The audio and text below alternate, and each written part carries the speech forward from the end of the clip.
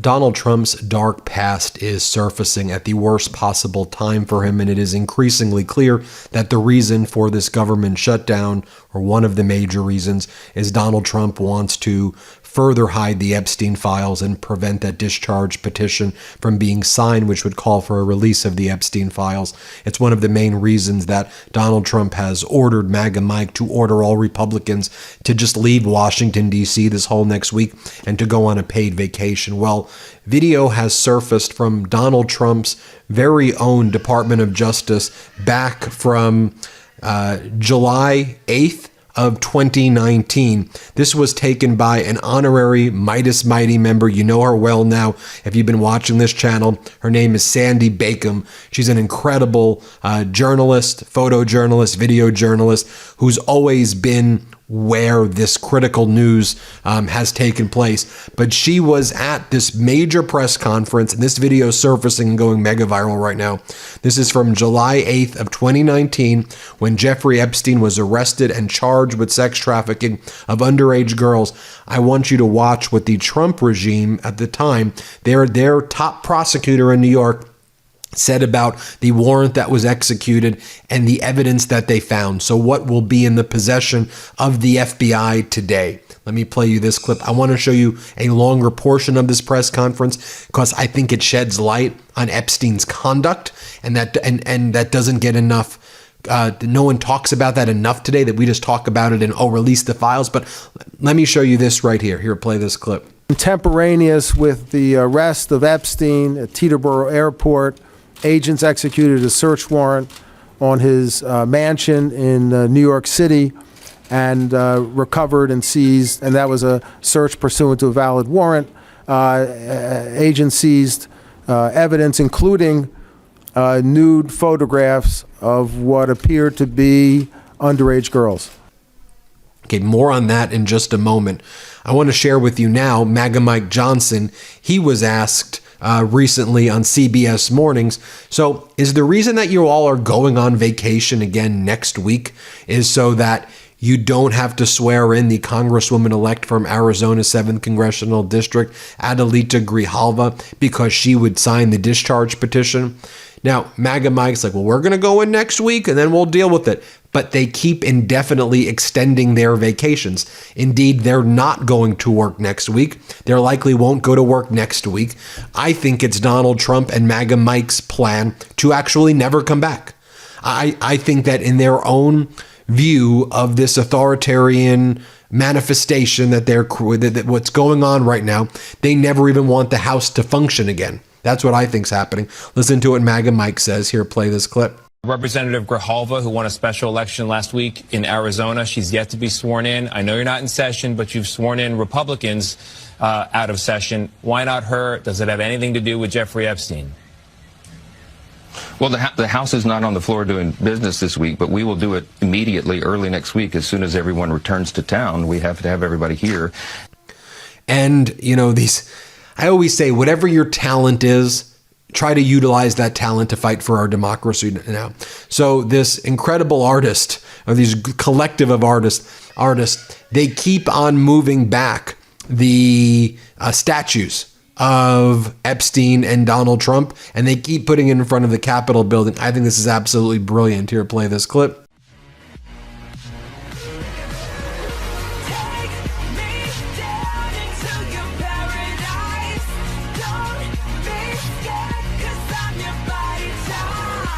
And Democratic Senator from Massachusetts, Democratic Senator from Massachusetts, Senator Markey, here's what he had to say about this. Let's play it. The Trump administration is lying about this shutdown. Trump Republicans and their billionaire buddies are hiding the jobs report.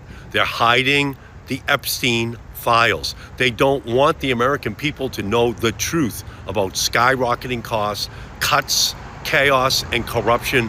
Release the jobs report, release the Epstein files, and come to the negotiating table.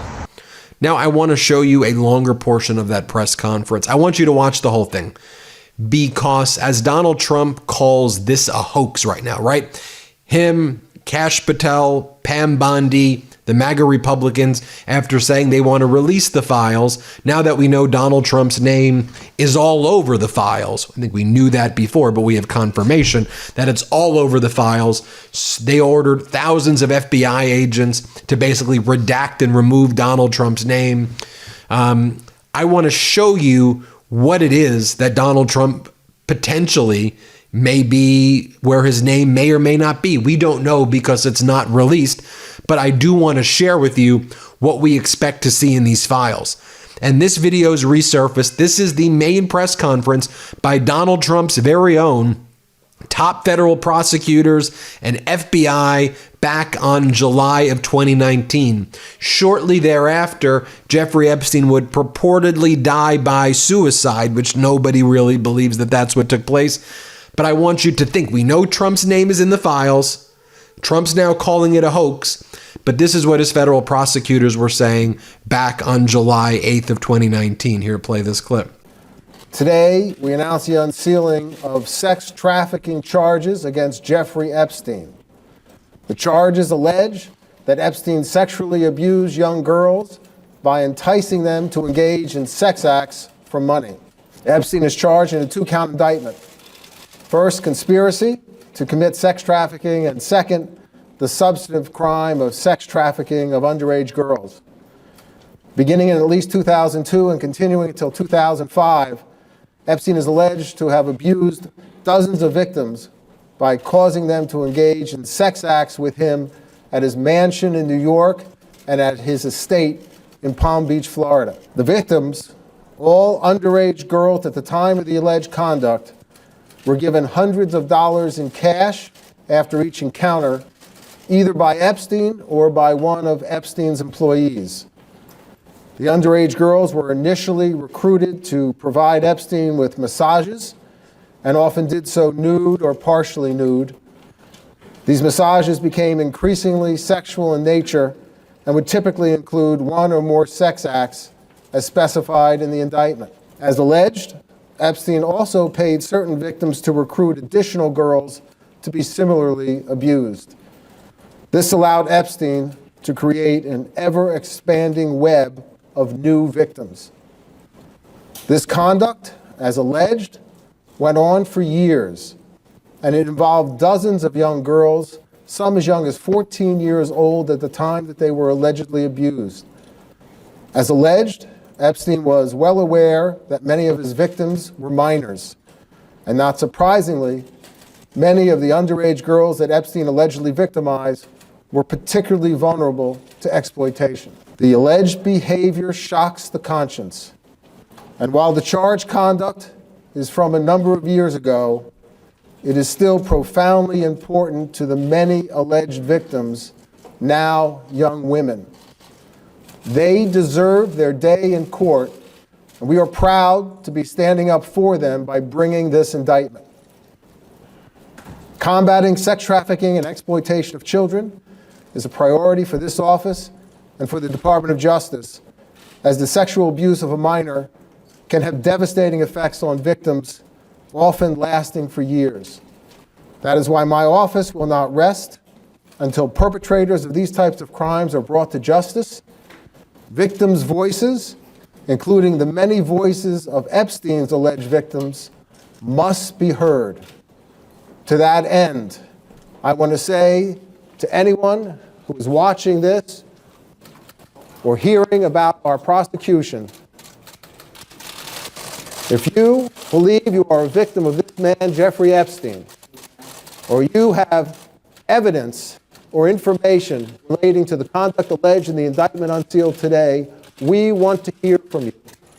Please call 1-800-CALL-FBI. The charges unsealed today reflect the hard work not only of this office, but by our law enforcement partners at the Federal Bureau of Investigation. To my left is Bill Sweeney, the Assistant Director in charge of the New York Field Office of the FBI, and I wish to thank him and his team for their dedication and professionalism in seeing this investigation through. I also want to thank the New York City Police Department, represented here today by Chief Jason Wilcox, and Customs and Border Patrol for their assistance in this investigation. We will continue to devote significant resources to investigating these crimes and to protecting young people from sexual predators. And now I would like to invite Bill Sweeney up to the podium. Preserving the innocence of children is one of the most important responsibilities we carry as adults. Purposely failing children in any way is not an option. And yet there are some in society who have chosen to blatantly disregard this responsibility, using whatever means they have at their disposal to lure children into a life which they should never have been exposed. As we allege today, Jeffrey Epstein is one of those people. At approximately 5:30 p.m. on Saturday evening, we arrested him at Teterboro Airport without incident. Epstein has been charged with 1 count each of sex trafficking and sex trafficking conspiracy. For at least a 4-year period covering the entirety of 2002 through 2005, he is alleged to have sexually exploited and abused dozens of minor girls at his homes in New York City and in Palm Beach, Florida. The girls were recruited in a variety of ways, usually by employees of Epstein and sometimes by fellow victims. The victims typically received hundreds of dollars in cash. The estimated dozens of victims were as young as 14 years old at time of recruitment. Children who provided Epstein massages while they were nude or partially nude. Children who were asked to engage in direct and indirect sex acts for money. Children who were enticed to do all these things at the hands of a man more than or nearly 3 times their age. Those who have been victimized by child sexual predators are frequently haunted by memories of these crimes well into their adulthood, often for the rest of their lives. They bear the burden of someone else's criminal behavior. Too often, adults in our society have turned a blind eye to this type of criminal behavior alleged here. We have seen the excuses, the ignorance of many who didn't even bother to understand that this behavior is a persistent scourge against our society's vulnerable youth, and the willful blindness as to who the real villains are in this type of outrageous crime. The villains are the adult perpetrators, not the children. To the victims who may be listening or get word of today's charges, the team standing here before you represents FBI special agents, NYPD detectives, analysts, victim specialists, prosecutors, who make it their mission to listen to every individual who's been exploited and to advocate for the most vulnerable among us.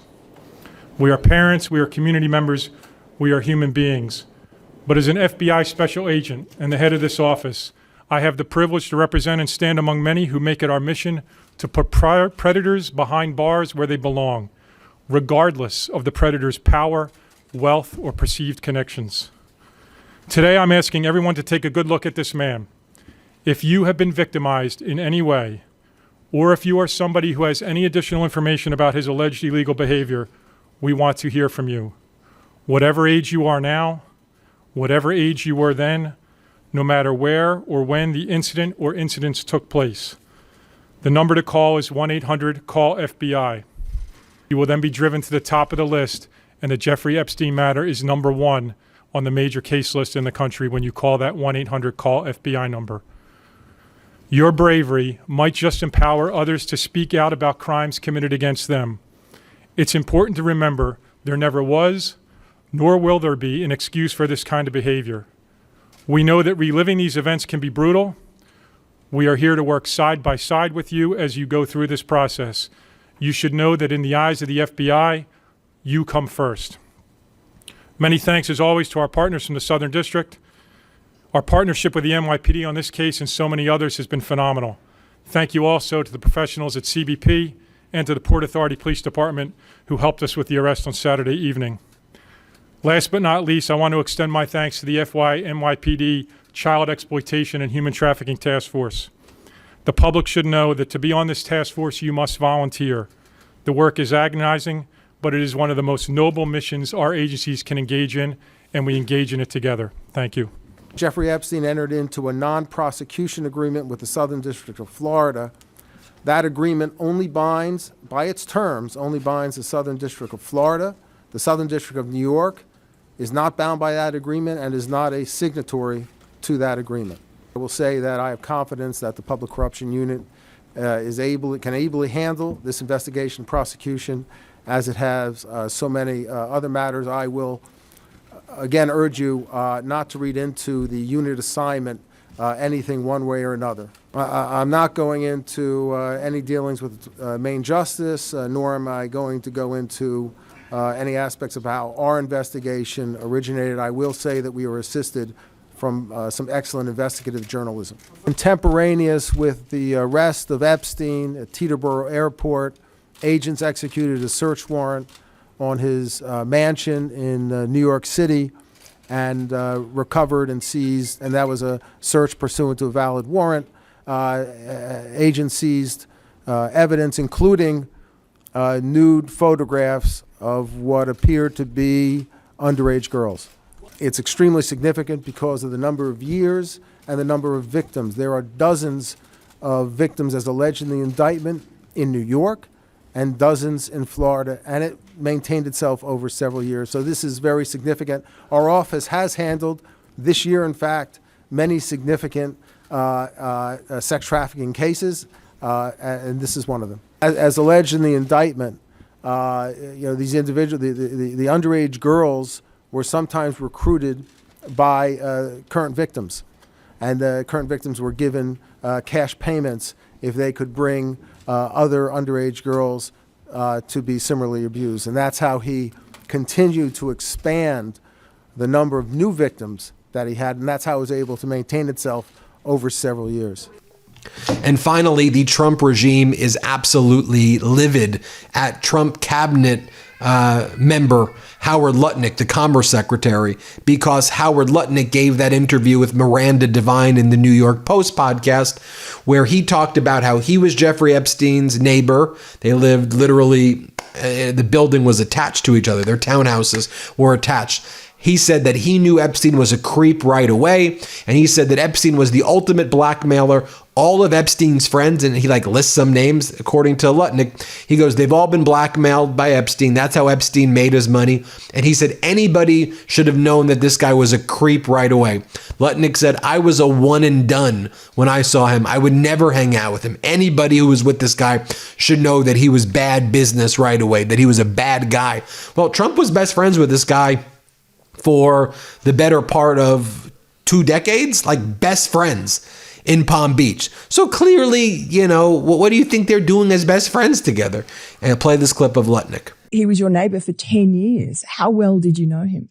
All right. So we are in number 11 and he lives in number 9. Right. So we renovate, we buy our house, and our house is pigeons and mice. Right. Okay. It was derelict. Right. So we rebuild our house. We move in 2005. Okay. Jeffrey Epstein is arrested in 08, I think, or something like that. Right. So knock on the door. His assistant on a Saturday says, Mr. Epstein, your neighbor would like to invite you over for coffee. So my wife and I go next door. We walk the 7 steps. Yes. Right. To the next house for coffee. We share a wall. Right. Right. So it's in New York City. So he invites us in. We have coffee in this, and he says, do you want a tour? We said, great. Interesting. He's got a really big house. Every room you went into? He's got, well, I'll tell you. So his house is super big, really wide. And, so he gives me a tour in the living room, big living room. And then across from it is double doors. I assume it's the dining room. Yeah. And he opens the doors and there's a massage table in the middle of the room. Ooh. And candles all around and stuff. So I ask very insightful, cutting questions. I say to him, massage table in the middle of your house? How often do you have a massage? And he says, every day. And then he gets weirdly close to me. Ooh. And he says, and the right kind of massage. Ooh. Now my wife is standing here. So she looks at me and I look at her and we say, I'm sorry. We have to go. And we left. And in the 6 or 8 steps it takes to get from his house to my house, my wife and I decided that I will never be in the room with that disgusting person ever again. Really? So I was never in the room with him socially, for business, or for even philanthropy. If that guy was there, I wasn't going because he's gross. There you have it, folks. We'll keep you posted every step of the way. Hit subscribe. Let's get to 6 million. That press conference was something, though, huh? Thanks for watching. Be sure to add the MeidasTouch podcast on Apple Podcasts, Spotify, or wherever you get your podcasts for new updates every single day.